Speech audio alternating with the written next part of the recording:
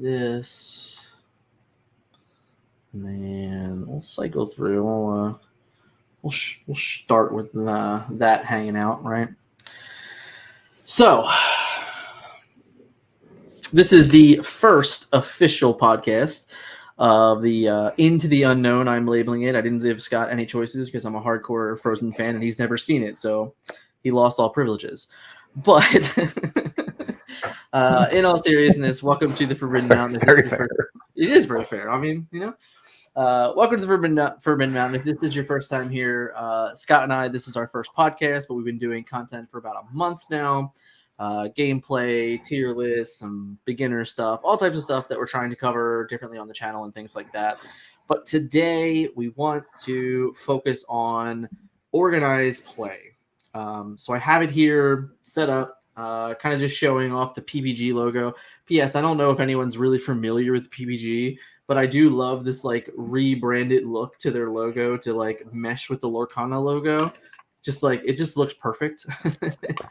So PPG was the first organized content, first tournament organizer that announced that they were like, "Yep, we're in Disney Lorcana. We're gonna support it. We're gonna run events." So for people that don't know who Pro Play Games are, they are, they've been around for years at this point. For a while. Oh, what are we doing there?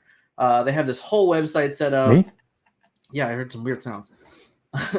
Sorry. They have this scratch my ear. That's fair. They have this whole website set up. They have events that run far and wide all over the place, but they play Battle Saga, Dragon Ball Super, Digimon. They did Transformers trading card game in the past, which is where we know them from. But yeah, so these guys, they run monthly or bi-monthly events kind of all over North America.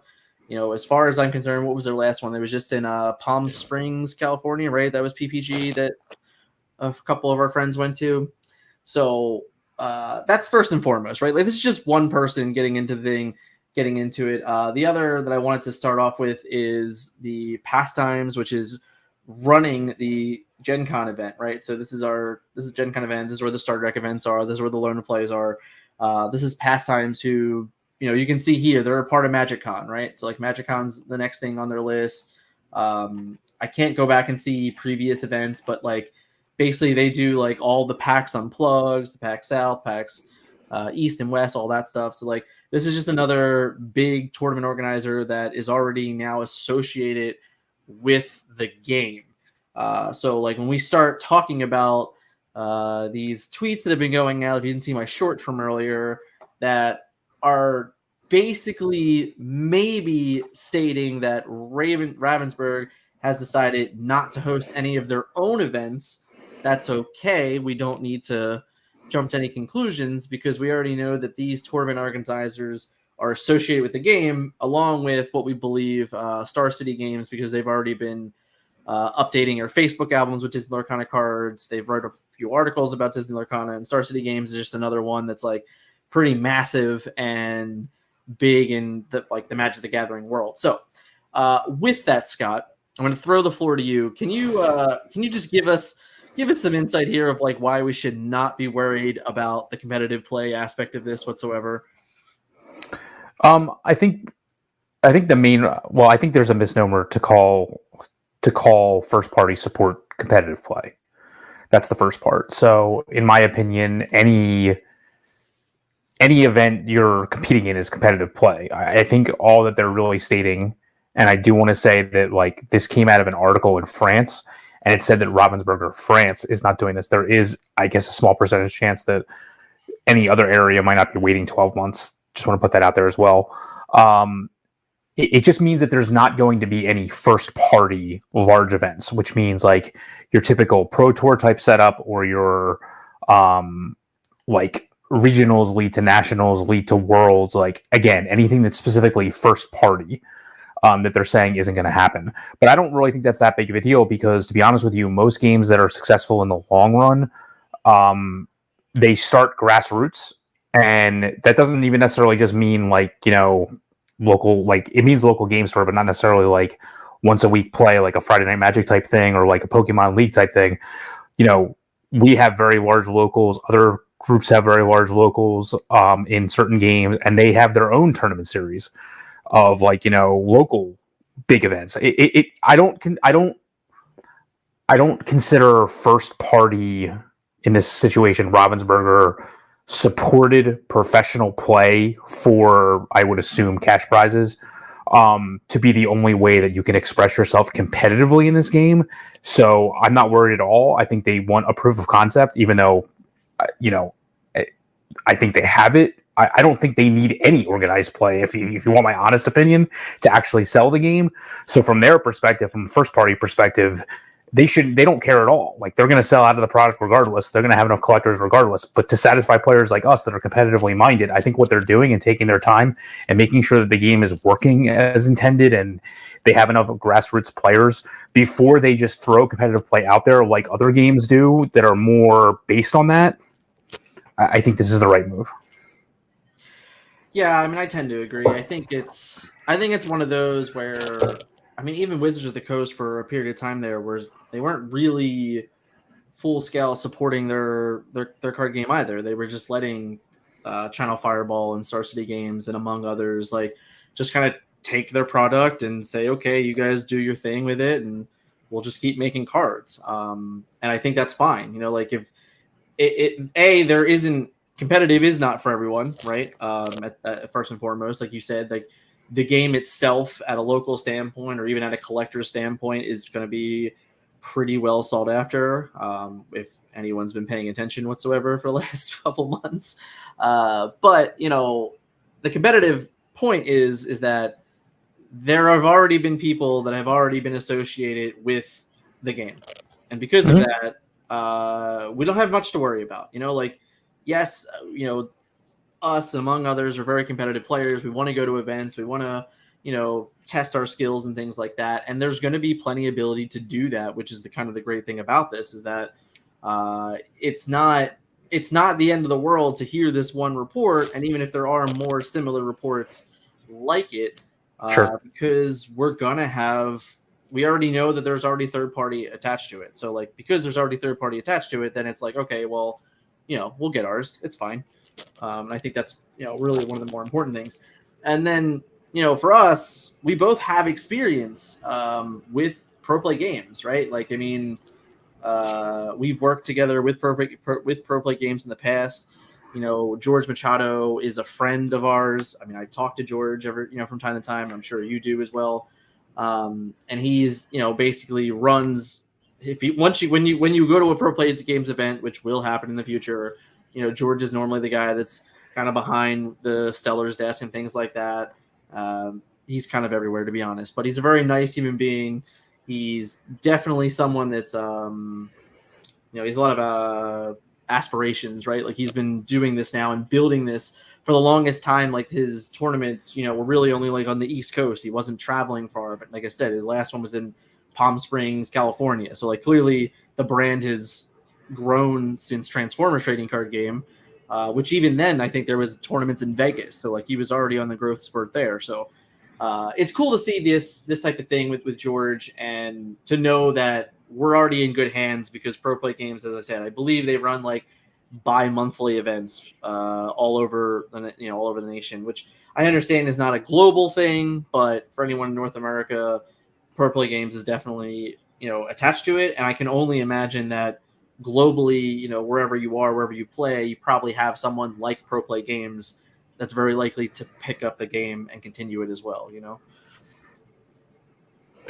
I mean, a lot goes into running these type of events, and I don't know that. I mean, from a Wizards perspective in the past and even currently, you need an entire group of people that are dedicated to just running events. It's not even just the organized play and what are the rules and what is the judging. I'm talking securing a location and getting who on board is going to run it for you, and then I mean, they don't have a network of stores yet either. And if you're going to run if you're going to run, I don't know what you would call it, a local to a regional to a national to a world. Let's just say like the typical path, right? Like Right. you need to have established with certain stores that they can host your local event, and then can they host your regional event, and then can they host your national event, depending on where that's being held. So the national and worlds might be held at a convention. Again, that's where Pastimes comes into play. They're showing they already have a relationship with them, but at the more local and state level, whatever, and regional level, whatever that would be, they haven't established that rapport yet with certain stores, and they're a new trading card game company. They're not a new game company. I don't know what happens in some of their other. I don't know that Villainous has any kind of like organized play. I really have no idea, honestly. I don't know what their board games have, but it takes time to establish those relationships, and I don't think they can't just like they're not outsourcing that. Like they're not going to Star City and say run this for us. They're not going to even to PPG and saying run this for us. They're saying to PPG and Star City, do what you want. Who cares? We're going to put the product out there. You run the games. And to me, that's just as competitive as anything first party. Yeah, I mean, I have to agree. I think it's important to note too, like just in general, like once again, like just to follow up, like this isn't some little thing, right? You know, their PPG is an example. They run their own events, so they go out, they rent hotels or whatever they're doing, Right. whatever their space is, and they're hosting 500,000 player events, if not more sometimes, I imagine, and they're doing it for 5 or 6 or 7 different games.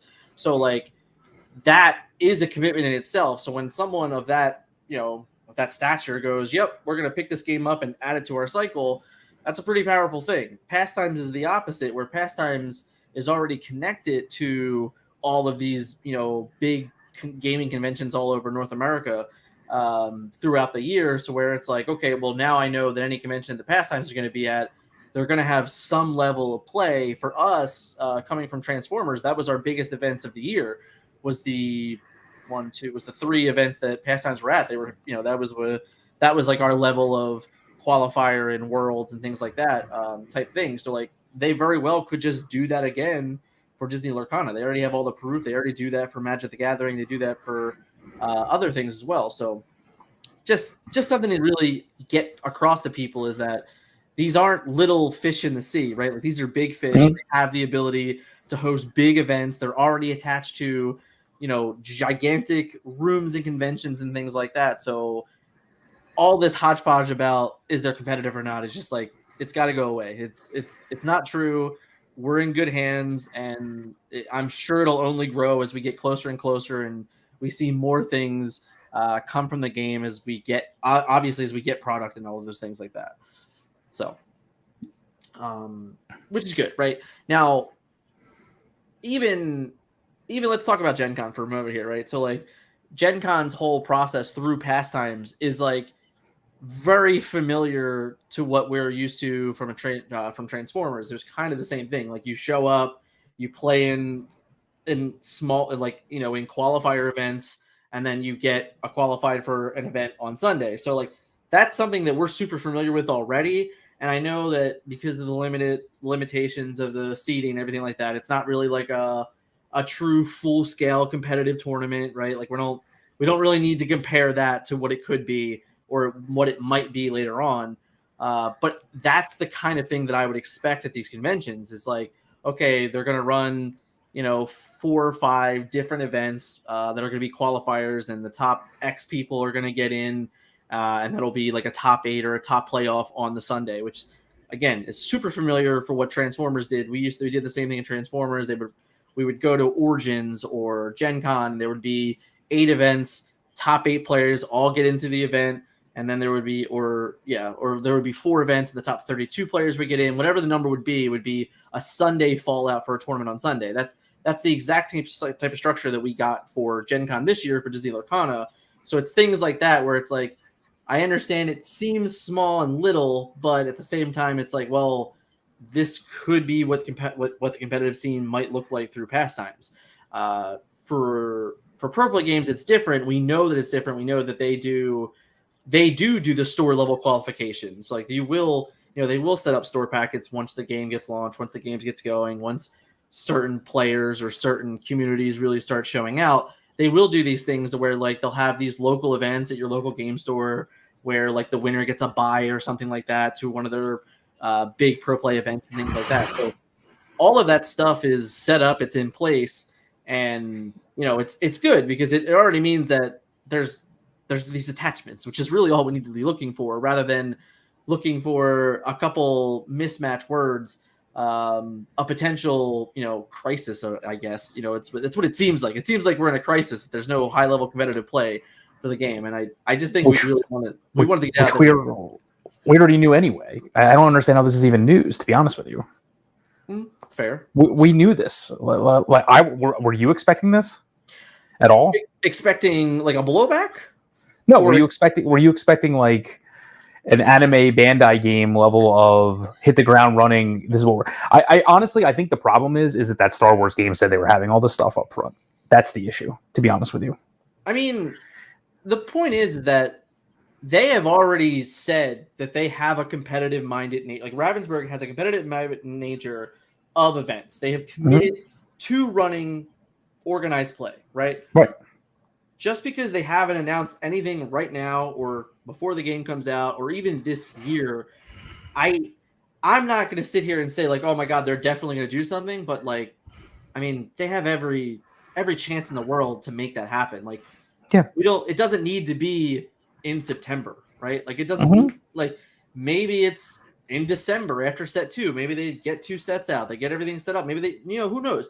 Honestly, they know best, right? Like it's very possible that chapter 1 is not a great meta, right? Like it's very possible that at a competitive standpoint, they already know like, oh, chapter 1's meta game's kind of whatever. So we're not going to really mess with it until we get to chapter 2 where there's more cards, more archetypes, and more fluid to the game. Who knows, right? Like I have no idea, right? I'm not a designer. I didn't create the game, etc. But there's things like that where they might think of it that way, where it's like, okay, we'll accept if people do this so we can have the information, even though they're 3-4 sets ahead in design. Don't get me wrong. The point is that they don't need to do it, right?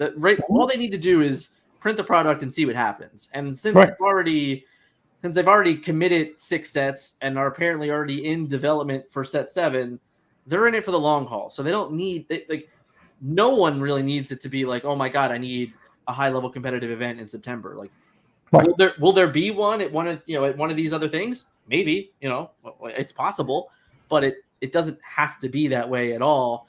I think at the very least, that's where the community comes in and comes together and starts building that local scene. Because, I mean, I know for us, I've already been in contact with several local game stores that are definitely going to at least dip their toe in.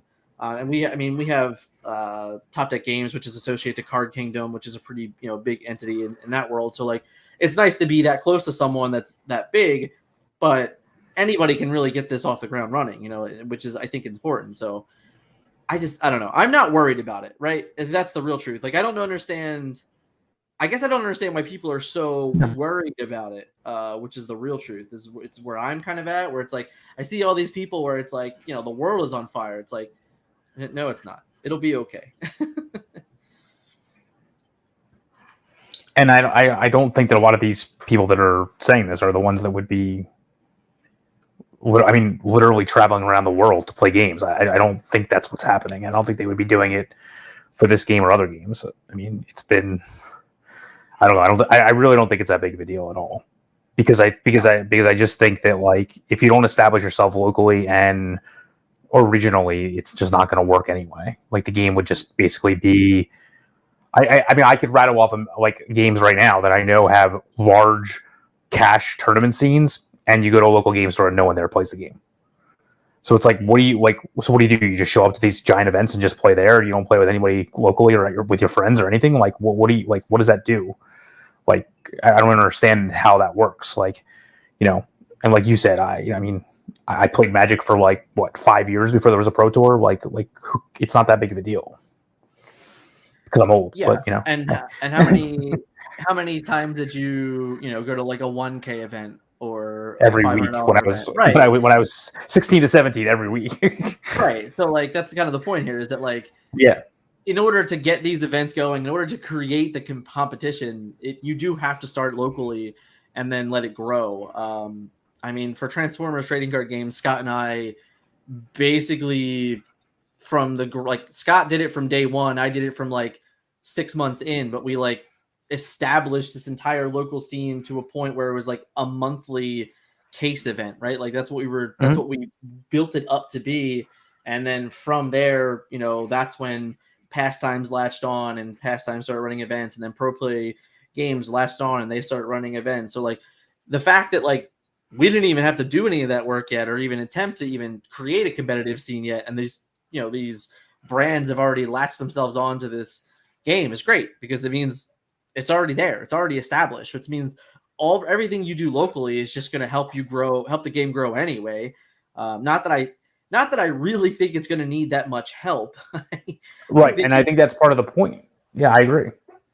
So I think that's the big thing is like, you get your local scene going, you get, you have everything happening. And honestly, you should call around too. Like for us, Philadelphia is not, ironically, it's not a very big card store area, to be completely honest. There's only like 2 or 3 of them. Thank you very much, wife.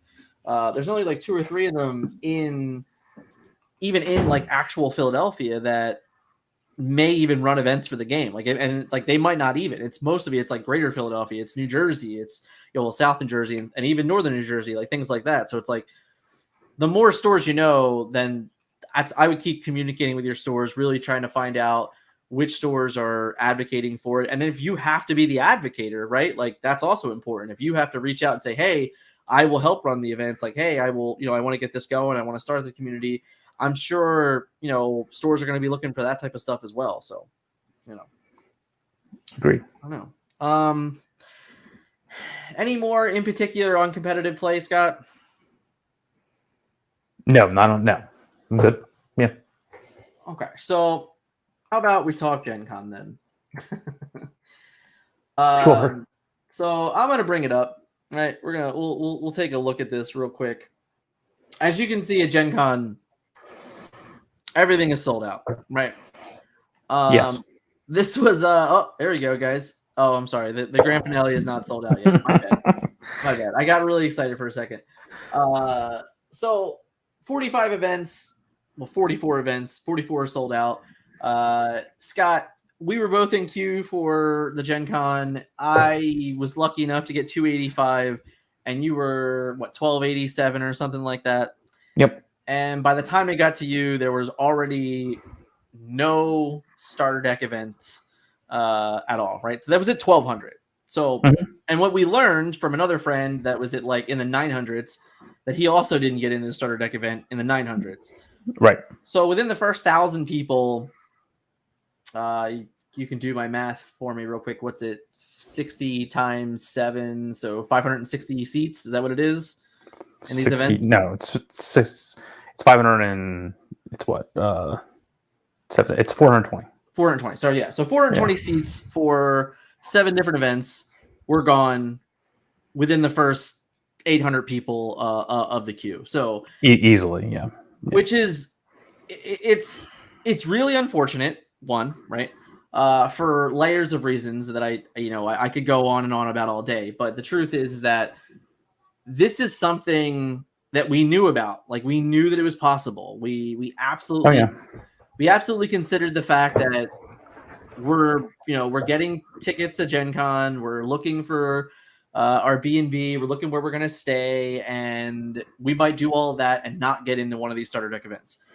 Absolutely possible. So let's just talk about for a moment, like the obvious success in the room, right?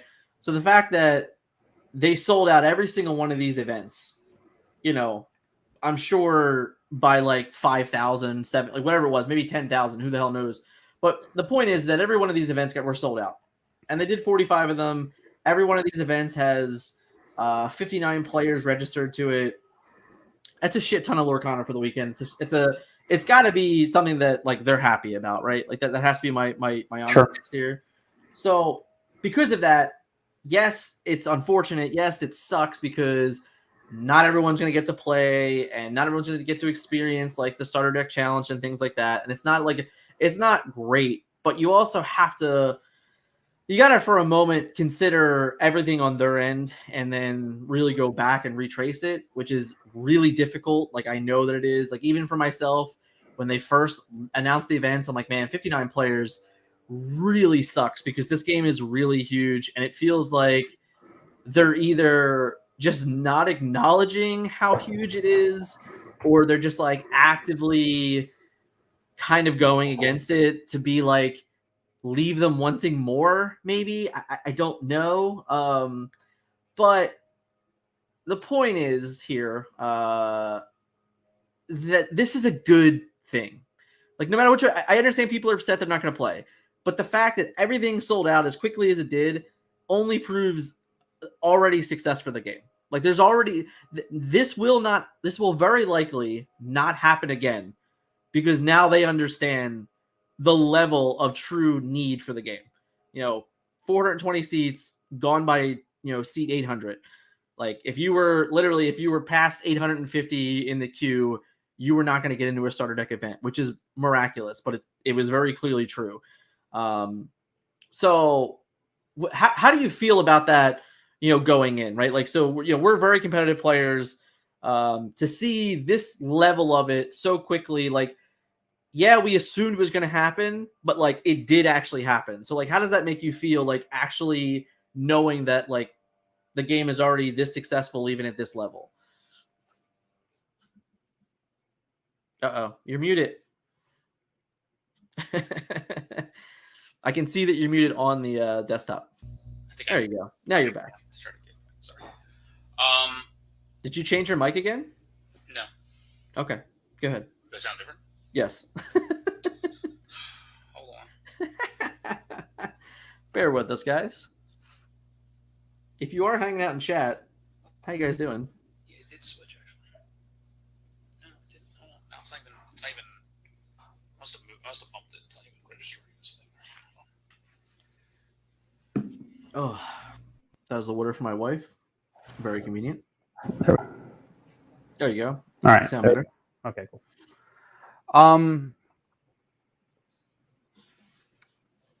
mean, the whole system was bad. Sure.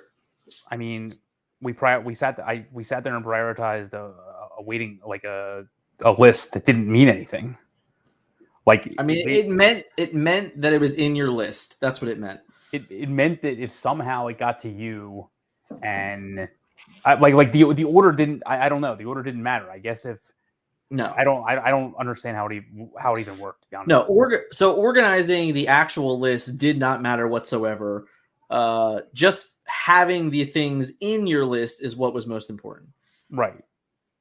So I don't really understand what even happened there. So that's disappointing because I assume what was going to happen.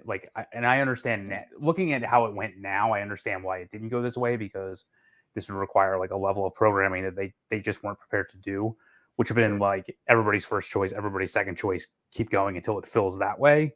But that I don't know how they would have even done that. So whatever. But no, I mean, it's their starter deck events. Like, who cares? Like, Right. Like, this is not to dovetail off the earlier conversation about organized play. Like, this is literally like. I mean, I played in Pro Tour 1, and you had to dial a number, and this was for I was still a junior at the time, so I was able to get in no problem. But like for the adults at the time, like it was literally almost the same thing. Like you had to call a number and then get in a line and then hope that you qualified that. There's no PTQs for Pro Tour 1. Like you literally just you called in. Wow. And if you got in, you got in. That's exactly what this was. And like, are people like, oh my God, the Pro Tour is awful because the first one was essentially this exact thing? Fair.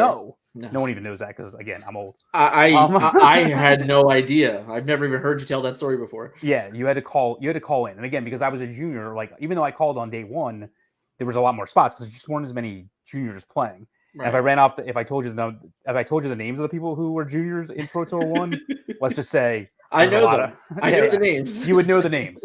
But for the older players who are now even older than me at this point, like I said, there was no PTQ system, so they just called in and got in. This is the exact same thing. Like it's really not that big of a deal. The thing I feel bad about though is I'm getting a sentiment that like all people thought they could get into were the seal deck events, and like now they didn't put the learn to plays on their queue. Right. So now all of a sudden they're going to walk out of there and like, I understand like get up at 4:00 in the morning or whatever they want to do to wait in line to get product. And I did just hear that Ravensburger has its own room.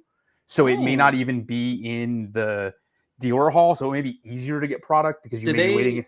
Did they? I just saw somebody post. I saw something on Twitter just now about somebody because I'm multitasking. I saw somebody post that where did you retweet?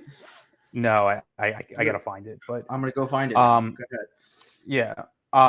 Where somebody had said that they have their own room, which means that it might be easier to get product because if they are dedicated enough to have their own room where they're running events, then they may either just bring more product with you or with them, or like just understand the band is there to have their own room instead of them.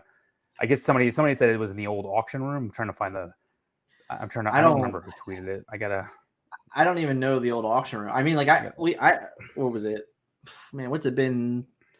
Has it been like 5 years since we've been to Gencon? Was it 2019? So 4 years?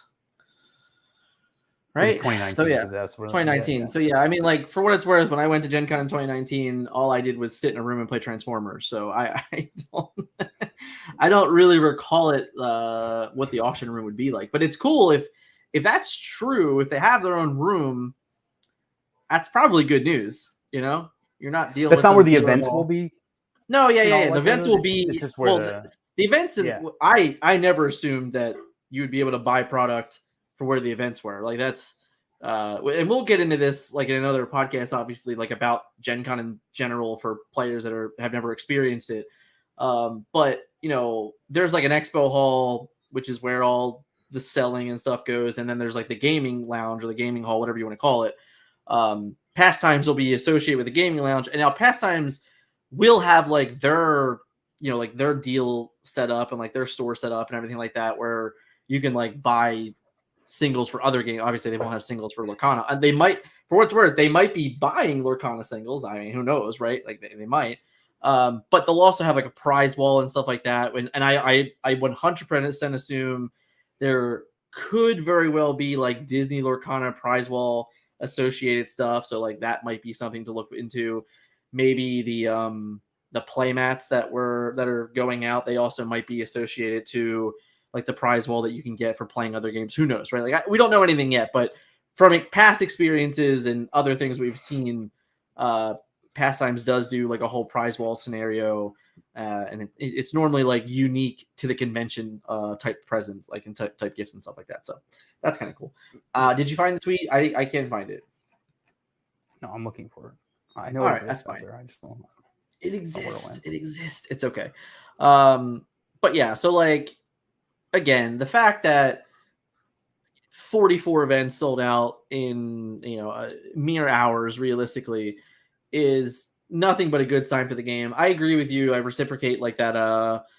That sentiment that people only register for the starter deck events does feel kind of bad, because at the end of the day, yeah, you get to play 3 rounds with a starter deck, but the learn to play is just getting cards in hand, getting starter deck, getting a booster pack, like having that opening that first booster pack is it's normally a good feeling for everybody. So, people that didn't get involved with that definitely sucks.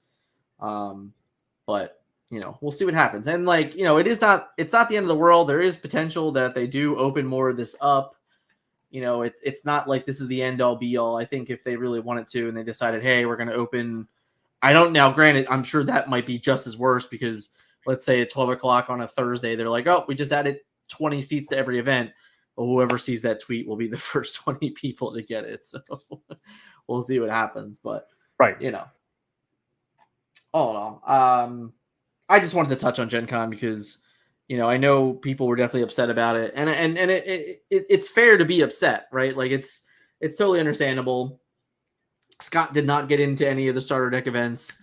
I was lucky enough to get into them, but that was a difference of 1,000 in line, so just to give people over like a true understanding of like, honestly, the luck involved with it, it was, I honestly just think it is. I think everyone probably did hit that button all at the exact same time, and it just randomized it to what it was. So, I don't know. We'll see. Now, Yeah. we did have a couple. I want to go and find them real quick for everybody. Hopefully without triggering any sounds that I don't want. No, that's not what I wanted. If Scott is looking for our all right, cool. We were able to get out of it. So there was a couple interesting questions that were asked that I did want to cover real quick. I know there was a couple on Twitter, so I'll go to the ones on Twitter that we tweeted out a couple weeks ago or a couple days ago. I'll bring this up for you guys to see it. Oh yeah, if anyone didn't see this sweet lore thing, man, this thing's pretty cool. All right, so heading down. There we go. Here is our first. So the first is, we'd like to hear more about the pros and cons of not having competitive play for the year. We basically covered that in here. We covered it. So hopefully we got there for you. Lorcana memes, if you figured it out. Citizens Lorcana wrote, if I didn't get a tournament ticket, should I cancel my trip to Gen Con? I wrote immediately like, no, don't do that. That's a bad idea. About a week before the event, we were talking about Gen Con and we were discussing everything. And, we were weighing the pros and cons of going to Gen Con if we didn't get into the starter deck events and things like that. And I had said, like, man, I think it's really important that we go. I think, personally, we want to be a presence within this game, and with that, this is it's an opportunity that we were never going to get back. And because of that, like, we have to go no matter what. Yeah, we got a little lucky. We got into some of the events and we're going to get to play in these events. But had we not, I still would have, we still would have been. We decided, a couple days before Gen Con, before the tickets went on sale, that we were going to go no matter what. So I think it's important to go. If you didn't get a ticket, yes, it sucks.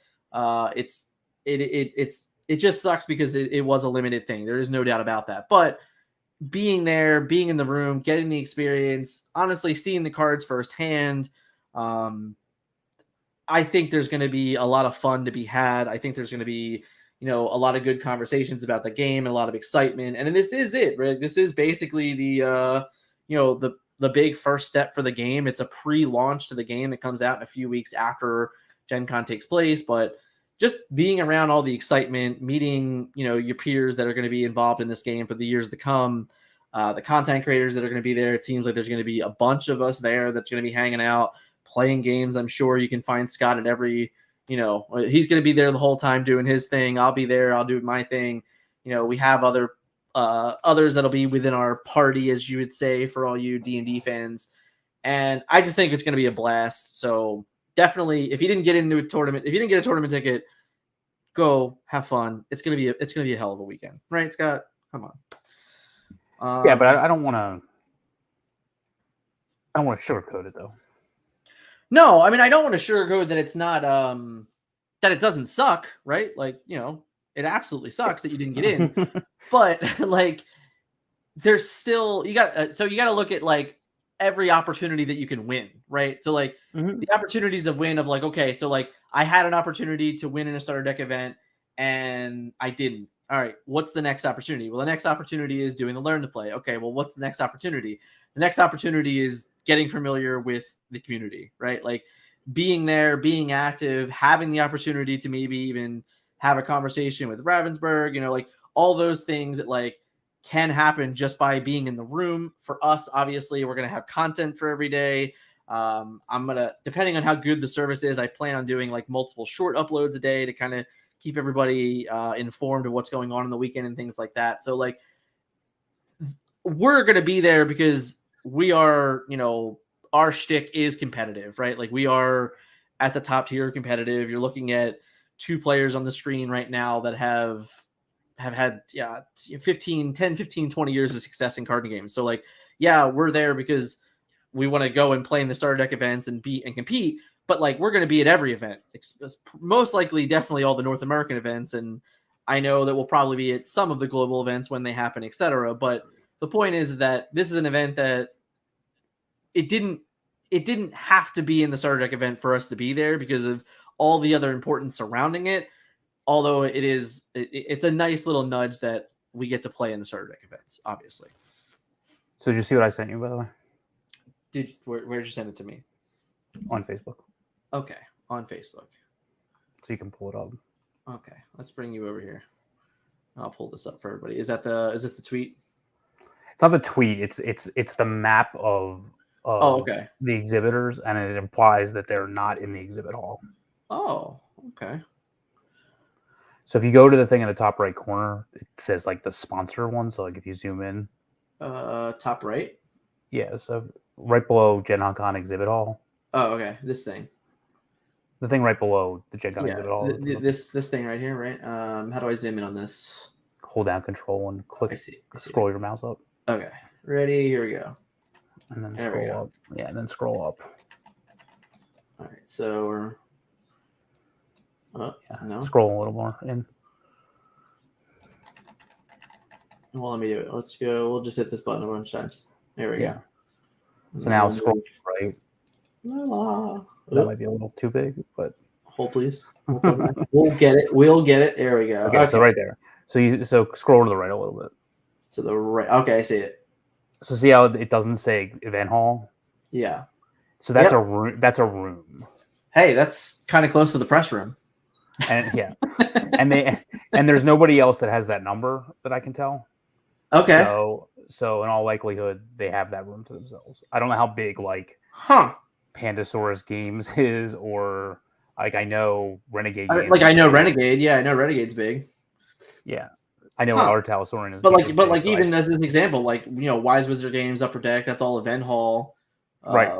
Right. So yeah, I mean, Magic the Gathering is event hall. Hasbro is event hall. So yeah, I mean, this could be good news for sure if it has its own room. So that's pretty exciting. 100%. Look at that live. This just happened live, guys. We wouldn't be here if we weren't. It might have been here before. I just never noticed it before. But how dare you? So, but yeah. All right. So the last question we had, which I thought was a funny one, was any info on first edition cards and how long they will be available before the company starts selling non-first edition cards. Spoiler for Club Lorcana, there are no first edition cards, so we don't got to worry about that. Yeah, they're not marked in any way. No, they're not marked. Yeah, aside from the D23 cards that were specifically marked for D23, no other card is marked in any which other way, so we don't need to worry about that. Do you think the culture of players will be better than what much of the TCG community has devolved into? Some good packaging community out there. I don't personally know, like a general answer to this question. From my understanding and from where I'm sitting, there is a lot of new TCG players to the game, which is, just I could be wrong, right? But I feel that way, that it looks like it's a lot of first time TCG players and things like that. And normally that is a good friendly community in general from my point of view. That's how Transformers trading card game was, a good portion of the community was a new trading card game because they were just stoked about Transformers. It feels that this is kind of similar to that. Do you agree with that, Scott? Yeah, I mean, the only thing I'll say is, yeah, but I don't know that it's because of competition reasons or anything like that. So, but I would say that no one I've seen, a lot of people I've seen are in it for the long haul, which is probably more important to me, and more important for a community to stay than it is game jumping. So I don't think it's get in and get out. Does that mean that somebody's going to win a box and immediately sell it? Yes. I mean, that doesn't, I don't think that matters. I don't does that mean everyone's just going to hold all their play mats and all their pins and never sell them and whatever, and the things have no value? No, but I don't think it's going to be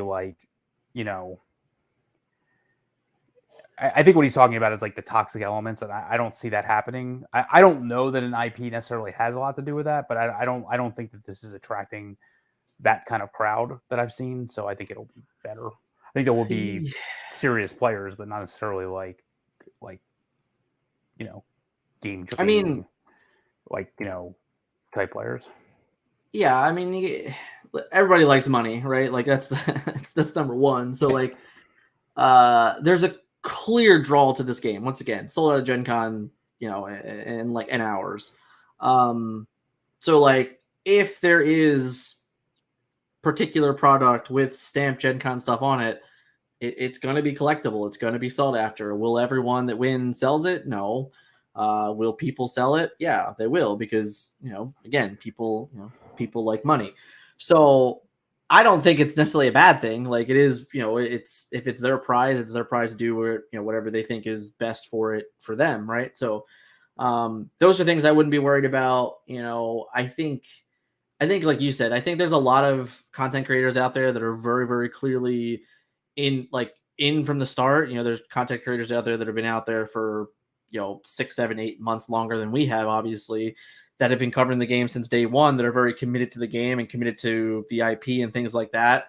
And then there's some others that are jumping around doing their own thing, and maybe Disney Lorcana is just a hop, skip, and jump. It's hard to say, but I think the good portion of majority of this community is that you'll see people are very invested in the game. And yeah, it's early on, but we're already printing out proxies. We're already, been playing. Scott and I've already spent over 10 hours playing the game, right? If not longer. We talk about the game every single day, so like the fact that we're only 78 cards in and, 3 months or 74 days from Gen Con, which I imagine at Gen Con, if the whole game isn't spoiled by then, by the end of that weekend, it absolutely will be, because so many booster packs are going to be opened that we're just going to know everything. Oh yeah. So I think the community is in a good position, and I think we're okay. Ironically, I think without the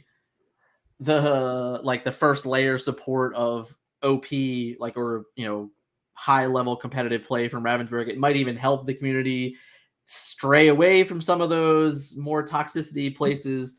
It's possible. I don't personally believe that, but I can make an argument why it would or wouldn't.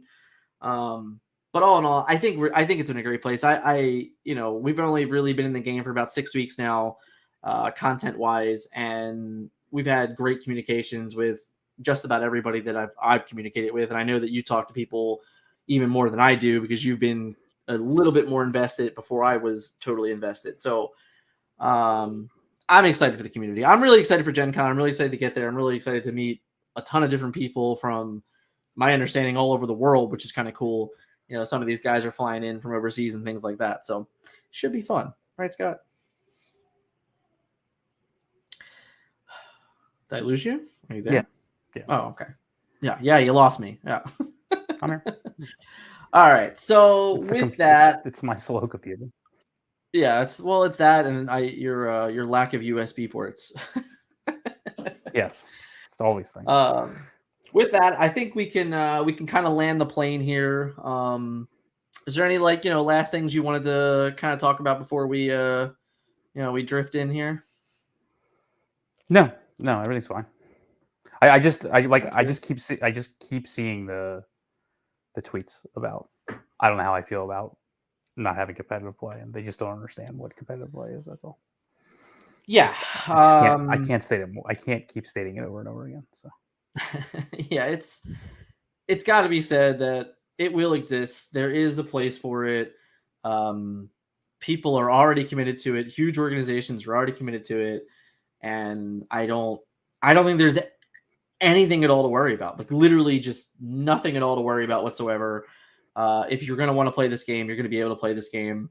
And if it's not at some high level competition of play, then, I suggest to you do your very best to become as a community growth locally to set those up. I mean, I can tell you, I wouldn't be shocked that if within a month or two, Scott and I have already organized some 1K at a store locally, because I know that there's things that we'll strive for, and there's things that we want to do for our local scene and create these happening larger events, even if it is 50, 60, 70 players, whatever it is.